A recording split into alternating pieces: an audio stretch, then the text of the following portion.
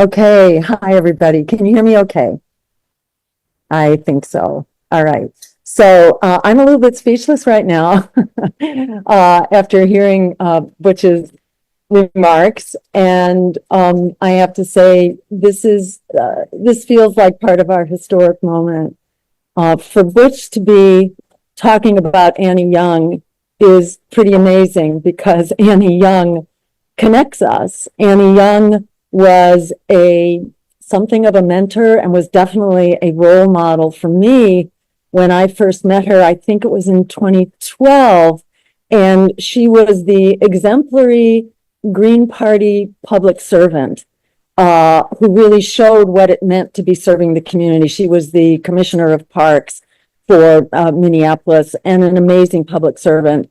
I think she had been elected in the late 80s and was in office for decades. I met her towards the end of her career, but she was amazing in her sense of our stewardship of the planet and our membership in the planet and our service of the planet. And she exemplified deep green values as well as social and racial justice.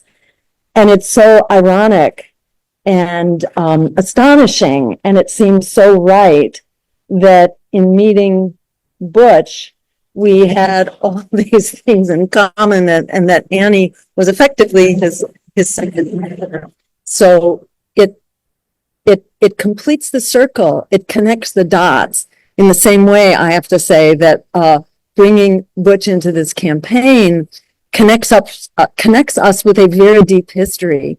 As a historian of colonialism and imperialism and genocide, it gives so much more depth and knowledge to our work and to our purpose. And to me, it just affirms how this historic moment it's in the cards. It is so much a product of what we have been preparing for. So many of us who have been working to build the Green Party, who have been running as candidates, who have been building the structures of our state and local parties. It's as if we have all been prepared for this moment when the world needs us like never before, when we are facing absolutely existential crises in all dimensions of our lives.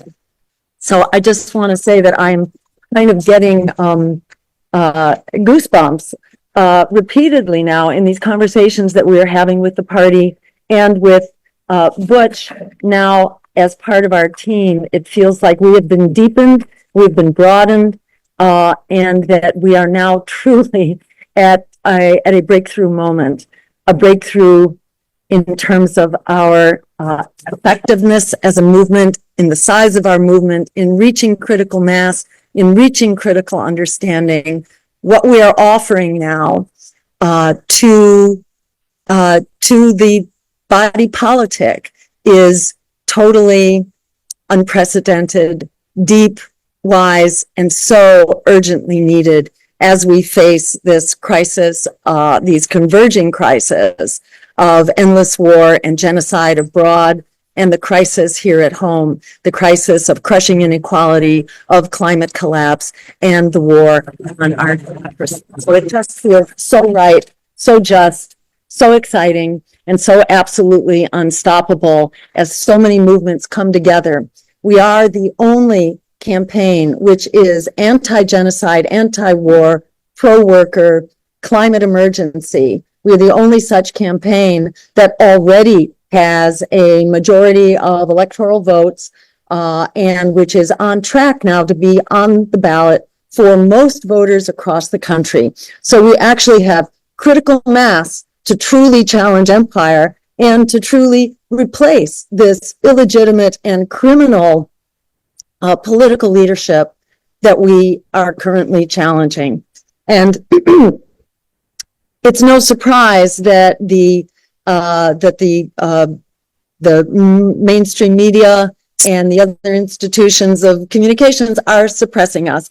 The Democrats, as we know, are pulling out all the stops to try to shut us down, to try to silence us. They have hired their army of lawyers, which they announced proudly last spring. They are advertising for infiltrators and for spies, and they have specifically seized $300,000 approximately and counting of matching funds, which we would be using now to complete our ballot drives, but they've been hanging on to that money for about a month.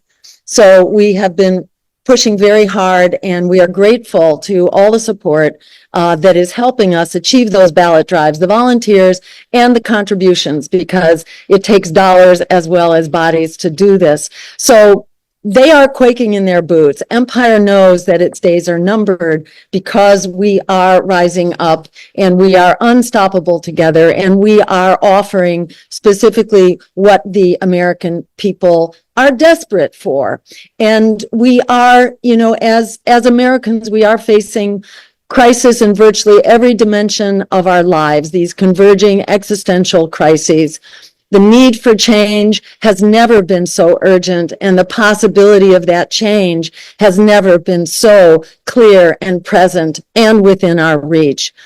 In the last election in 2020, 1 out of every 3 eligible voters chose not to vote for the 2 candidates that were being rammed down their throats. This is a revolution in the making.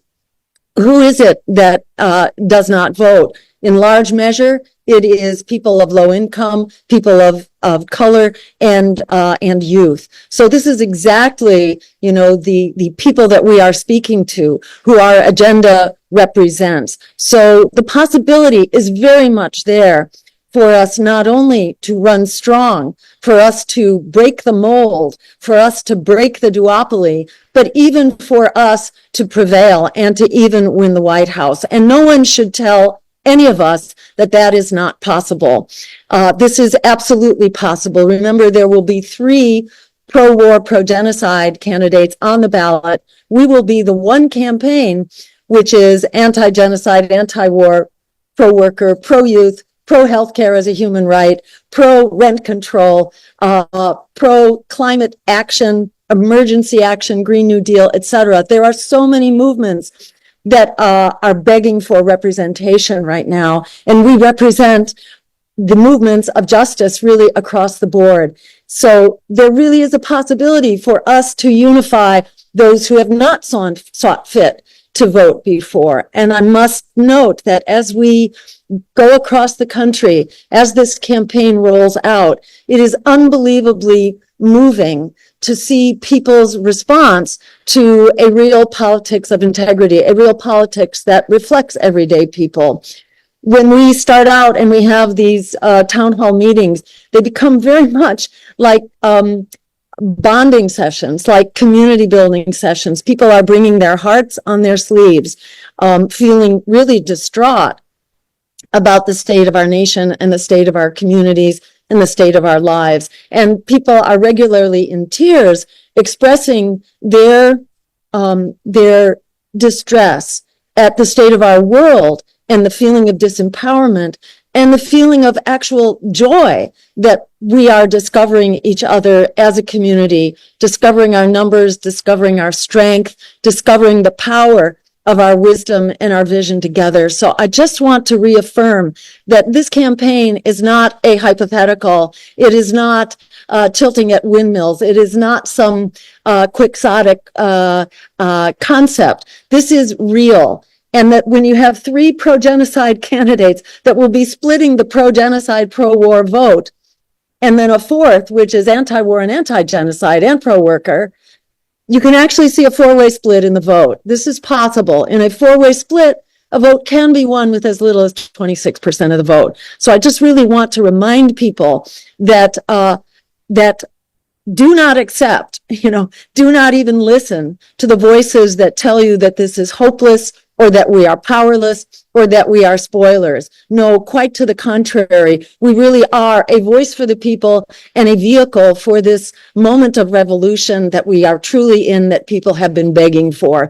So this is reason for us to double down, in our organizing, in our outreach. This is a matter of implementing Politics 101. This is about signing up to be a part of the phone banking, of the canvassing, of the tabling, of distributing flyers, of the social media projects that we will be conducting, that, the campus tours that we will be entering into, holding the house parties, which we will be supporting through various materials. I mean, all of this will be supported through campaign materials and organizers to help support this work.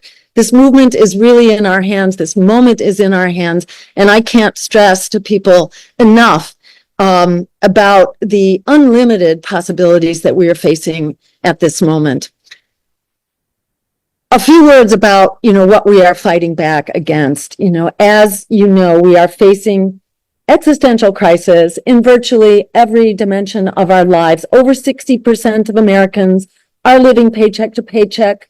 Half of renters are paying between 30% and 50% of their monthly income just to keep a roof over their heads. So many are living within 1 to 2 paychecks of being evicted. Evictions are at an all-time high.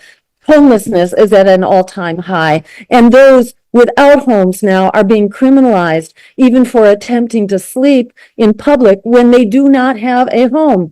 And this is all the more outrageous given that there are so many more unoccupied homes, many times more unoccupied homes than there are homeless right now. So this is absolutely criminal that the homeless are being criminalized themselves by the Supreme Court and by elected officials who are now using that Supreme Court ruling as an excuse to do sweeps through the encampments, to rob homeless people of their few treasured possessions, and to displace them.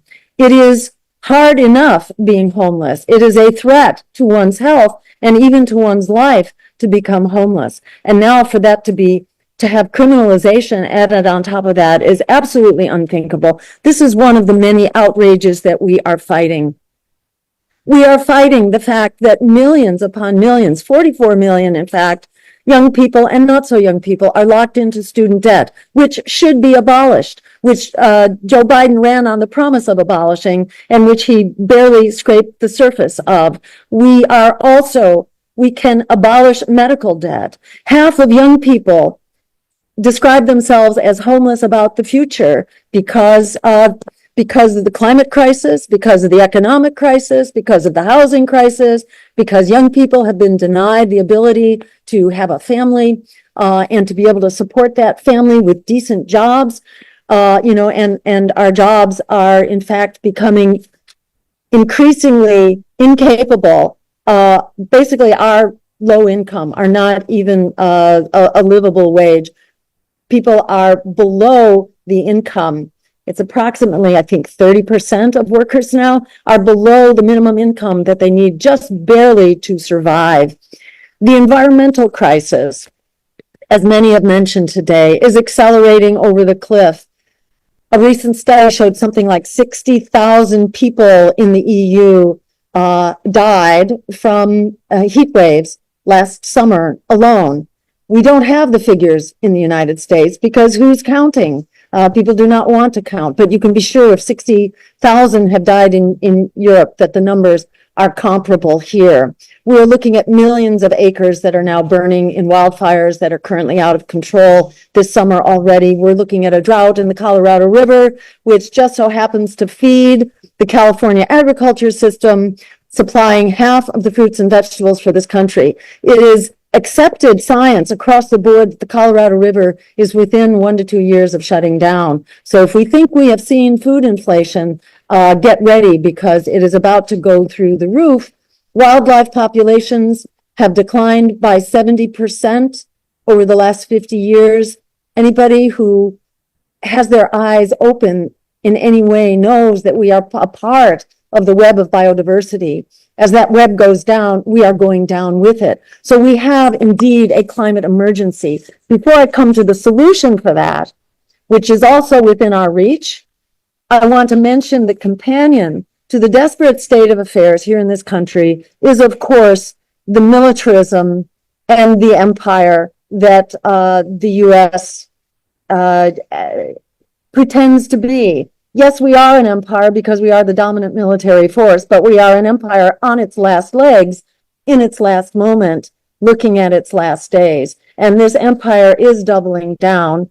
Our military policy for decades has been described by the Pentagon as full spectrum dominance, meaning that we will be the dominant player in all realms of competition all across the planet, in cyberspace, in outer space, in flight, on the landscape, on the sea surface, and under the water, that we will dominate all of those spheres in all areas of the globe. And obviously, our military has been sent, according to the Congressional Research Service, our military has been sent in some 250 times in the last 3 decades alone. So, we are, as Martin Luther King said decades ago, we are the greatest purveyor of violence in the world today. It was true then, it's even truer now. And this absolutely toxic, over-the-top militarism is destroying us from within. It is not only impoverishing us here at home, it is also endangering us and the rest of the world. The crisis of the genocidal war against Gaza is in many ways a microcosm of U.S. empire.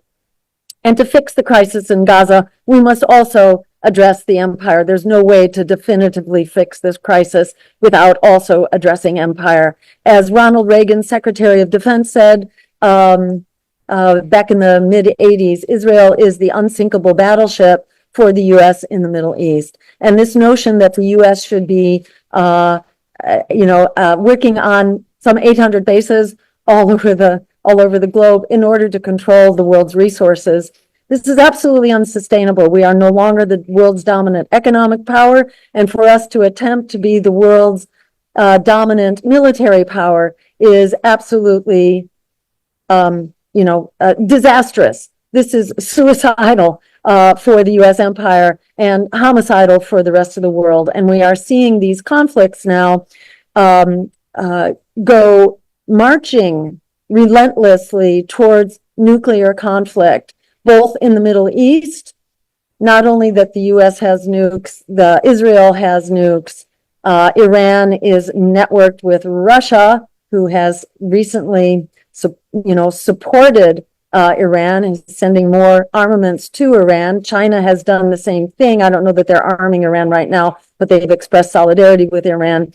And of course, both China and Russia have nuclear weapons, Russia just as many as we do, and perhaps more advanced delivery vehicles as well. So this is an unbelievably dangerous conflict that is being inflicted on the people of the Middle East, the people of the world, and that includes the US of A.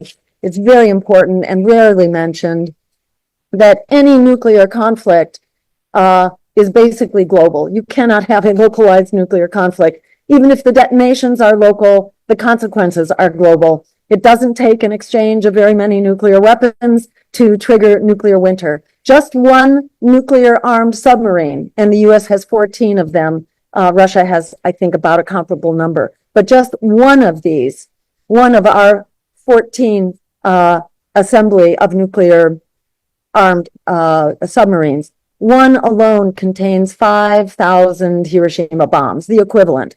The equivalent of 5,000 Hiroshimas are contained in just one of these nuclear submarines. And the weapons that are used nowadays, a Hiroshima-type bomb would be considered a tactical nuke. So when you hear our reckless criminal leadership talking about a fightable nuclear war, and they try to reassure you, oh, don't worry, we'll just be using tactical nukes. That's what they're talking about. up to Hiroshima-sized nuclear weapons. So this is absolutely unthinkable. This is another reason why we need to redouble our efforts and remove this criminal misleadership from positions of power. And we need to be in this race. We need to be heard. We need to be on all ballots because these issues need to be front and center in this discussion. Are we going to hear this discussed by Kamala Harris or by Donald Trump or by RFK for that matter, who's extremely cavalier and is supporting the war in the Middle East as if it wasn't a war, claiming to be a peace candidate even while he's all for this war and for the Zionist incursions that are driving this war. They don't have a clue. So this is, again, a reason for us to double down, to continue with our ballot access drives so that we will be on the ballot for just about all voters. And at that point, the mainstream media can no longer lock us out of the discussion, because when we are in the discussion, we will be driving these issues home to the American people. Winning this choice is all about simply getting to the microphone. When we as Greens have been at the microphone, the American people respond inordinately. And remember, there are huge numbers of the American people who are not in the camp of either of these mainstream parties, even with this new face that the Kamala Harris campaign is trying to put on, that they're supposedly progressive. It's not going to take long for it to be perfectly clear that this is more talking the talk. These are crumbs compared to the transformative policies that we really need and that we are offering. And besides, the Harris-Biden administration has been in effect for 4 years, and where have they been on all of these progressive policies? They are serving their large donors. There are more billionaires than ever behind the Kamala Harris campaign. So this is business as usual. It's really critical that we be there, and we be there as a fighting force. And we do not take no for an answer. We do not take the spoiler propaganda to give it even the time of day. We are absolutely essential in this fight to stand up for the American people and the future that we deserve. I do want to mention also that this crisis that we are facing is especially intense with the events of the last 2 weeks, notably Israel's back-to-back assassinations of the chief negotiator for Hamas in Iran and the assassination of a Hezbollah commander in Beirut, triggering essentially another round of escalation that could easily go off the rails. And the U.S. has been sending more armaments, fighter jets, naval warships, battleships, speeding them into this theater of conflict. Meanwhile, the U.S. is telling Iran and Hezbollah, don't you dare retaliate. But where is our voice of restraint towards Israel, who keeps triggering these greater offenses and these escalations, who is indeed conducting the genocide, which is at the core of this growing conflict? The president has to do nothing but pick up the phone and say that this genocide is over, to say that the weapons embargo against Israel begins now, that the end of all economic support to Israel begins now, that Israel has become an absolute rogue state.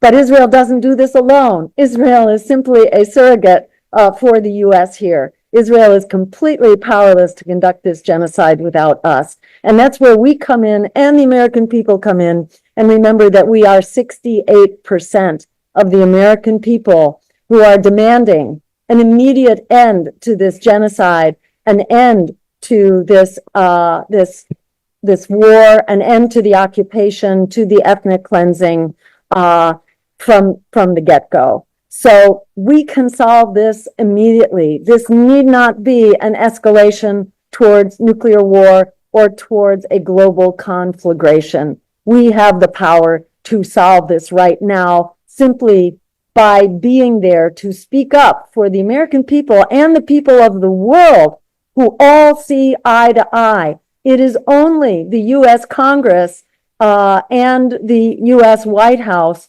who are behind Israel's absolutely murderous genocidal policy. So most recently, we saw this bombing of yet another school. And this was in Gaza City. The U.S. has dropped, at that time, 3 of these 2,000-pound bombs, killing some 100 people. And the U.S. has provided 14,000 of these 2,000-pound bombs since, actually just since July. It's astounding. The devastation that we see in Gaza is a reflection of the devastating U.S. foreign policy.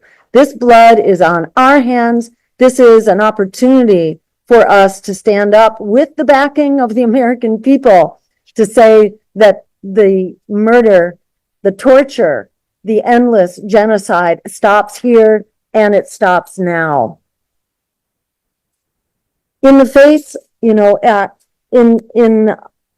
was actually just after that bombing with 3 2,000-pound bombs dropped on yet another school, killing 100 people. It was after that that the Harris-Biden administration then appropriated another $20 billion in ongoing armaments. So it tells you how absolutely insane, how absolutely murderous and outrageous U.S. foreign policy is. And this is just this is the leading edge of empire. This is a microcosm of what empire and colonialism look like. So this is a big fight that we need to fight. This is why we need a political transition from the parties of war and Wall Street to the parties of, by, and for the people, for peace and justice and a green future that we deserve. Let me move now to how we are going to create that future that we deserve. And we can begin doing this, of course, by picking up the phone and ending the genocide. We can also do this by cutting the military budget, cutting the military budget by at least half, so that we have a foreign policy that is based on international law, on human rights, and on diplomacy, instead of raw military and economic domination. Right now, that military budget is consuming half of our congressional dollars. We need to be spending that money instead. We would basically be doubling our congressional budget by cutting the military substantially. Instead, we will put those dollars into what we need here at home. And again, underscoring that that military budget is impoverishing us and it is endangering us all. The very first thing that we would enact through legislation, the first legislation that our administration will fight for, is for an improved Medicare for all system that covers everyone comprehensively and gives you, by the way, full choice of your doctor and hospital, which is not available under most plans in the private insurance system. By by moving to a Medicare for all system, we essentially save 1 out of every 3 healthcare dollars, which are currently wasted on bureaucracy, red tape, paper pushing, bloated CEO salaries, exorbitant pharmaceutical rates, and so on. All of that gets cut.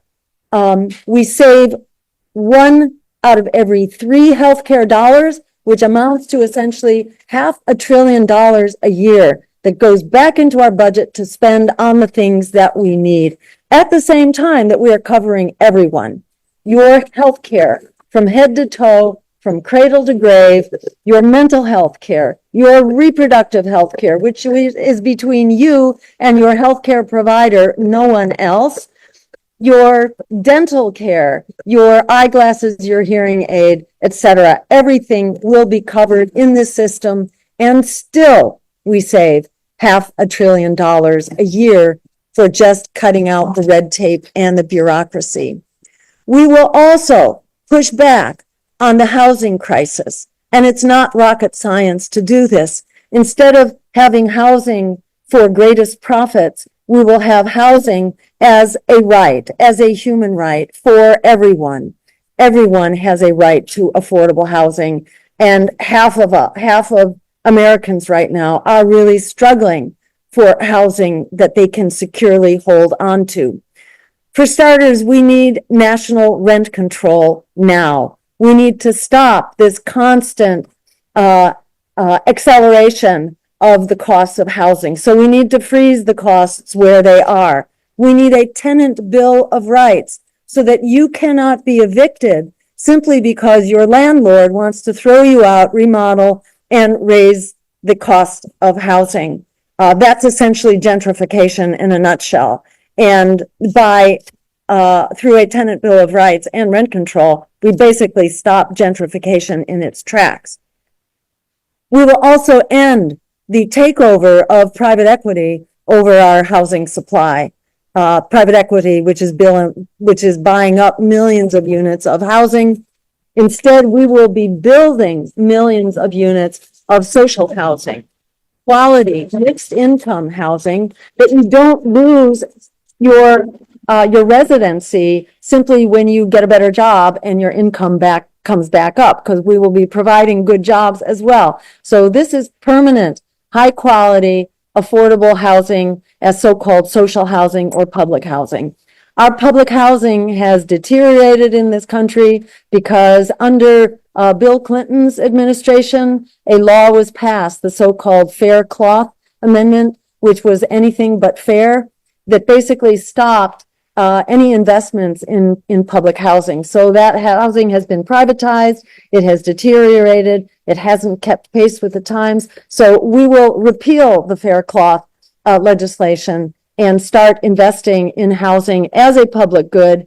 It is an investment which repays very reliably and solidly. There is no reason for us not to be investing in the quality housing that we need now. And by the way, social housing also protects open space. It preserves green space as part of the living environment.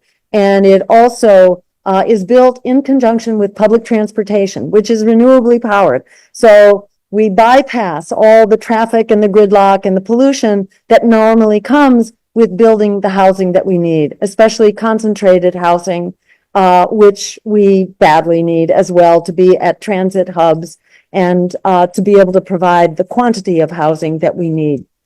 I want to say a word about the immigration crisis, because we can end the immigration crisis, most importantly, first and foremost, by ending the policies that have created that crisis in the first place. By ending the regime change operations, the endless wars, the economic domination, the war on drugs, and the continuing destruction of the climate that forced so many people to flee their homes and come here begging for safety. So we need to decompress these drivers, and some of them can be decompressed quickly, like, for example, by ending the war on drugs and by legalizing substances in this country, treating substances as a public health issue, not as a criminal issue.